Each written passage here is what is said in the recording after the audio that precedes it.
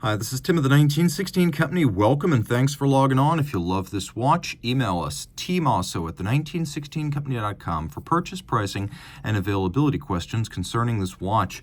Today, we are discussing a rare and short-lived limited edition of 500 pieces in platinum from IWC, launched in the year 2000 and built out between 2000 and 2004. This 500-piece platinum Da Vinci Perpetual Rattrapante was available as one of the dress watch flagships of the entire IWC brand, using Hanno Bürger's distinctive design from the mid-1980s, but updating it with a sapphire crystal, gloss lacquer dial, a platinum case, and a larger, more modern size. It's the best of both eras, the past and the present. The watch is not huge, though it is larger than prior versions of the Da Vinci, 41 millimeters in diameter by 16.9 millimeters thick, and then with the hinge lugs at maximum compression, 47.8 millimeters across the wrist with a 20 millimeter spacing between the lugs. And in spite of the fact that these lugs are very different, it does use a conventional spring bar interface to hold the strap fast. So if you wish, 20 millimeters is the replacement size if you want to go aftermarket with a strap. On my wrist, the Vendôme style hinge lugs actually make it wear quite nicely. Easy to wear. It's rare that a 41 millimeter watch is going to be under 48 millimeters across the wrist, but this one is, and I would actually say down to 15 centimeters circumference, you're going to wear this well. It's a heavy watch, a very gratifying one in that regard, and impressive to feel. You hold it in the hand and you feel like you know where the money went. Taking a look at the hinge lug system, you can see how it's double articulated with both the spring bar and the hinge, giving a degree of motion. And this is a little bit old school, but we have lateral hall marking, which is kind of funky but fun and a sign of the times in which it was made. We have a pin buckle that is made of platinum, just like the case. You can see B for Brogioli, probably the company that made it. Brogioli, of course, making most clasps and buckles, and Ardillon for IWC. You can see the same on the hinge.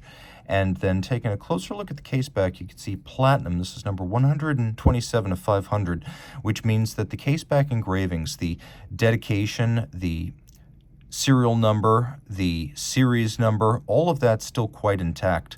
So this is a gently, if ever, refinished watch. We have the Hanno Bürger style mushroom pump pushers and a Gadroon style domed bezel. Don't believe what you hear online. Some older Da Vincis use plexiglass crystals. This one is sapphire, and you can see it is dramatically vaulted. The reason we have all of these stacked hands for the split seconds chronograph, so you needed a huge vaulted crystal.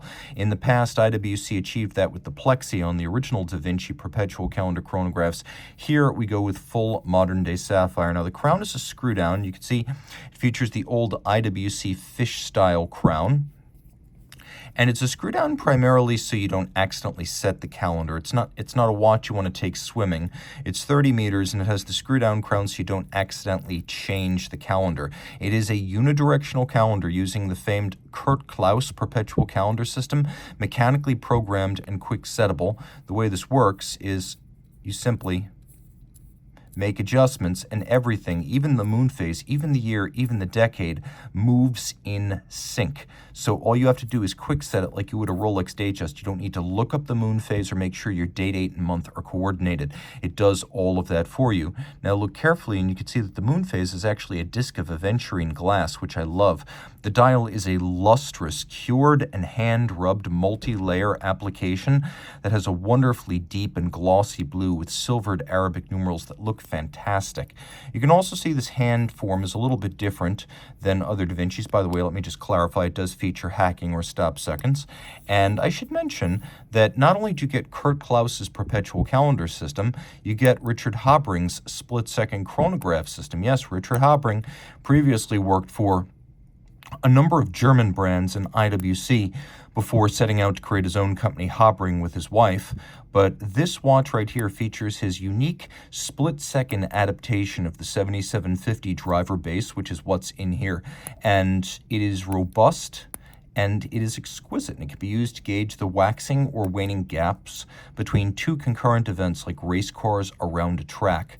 And like I said, it's got a quick set for the calendar system and hacking seconds, so you can set it to intervals as large as a millennium and as small as a second.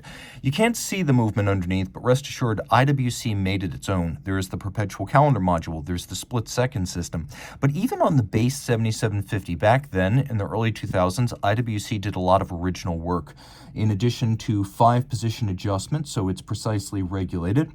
They call this the 79251 caliber, unidirectional automatic winding, 44-hour power reserve, 4 Hz beat rate, 43 pivot joules, 5-position adjustment, perpetual calendar, moon phase, split-second chronograph, and it uses a combination of a cam system for switching the chronograph and then what's known as an oscillating pinion lateral clutch. So when I start an oscillating pinion lateral clutch, you can see how there's no meaningful jump or stagger because an oscillating pinion is a type of lateral clutch that has very, very little play inherent in it. Something germane to 7750 architectures, but a lot of folks fail to mention it as we kind of take the 7750 for granted. It's got a lot to love, including refinements you might not have suspected. And if you love this watch, reach out to Team Mosso at the 1916company.com for purchase, pricing, and availability questions.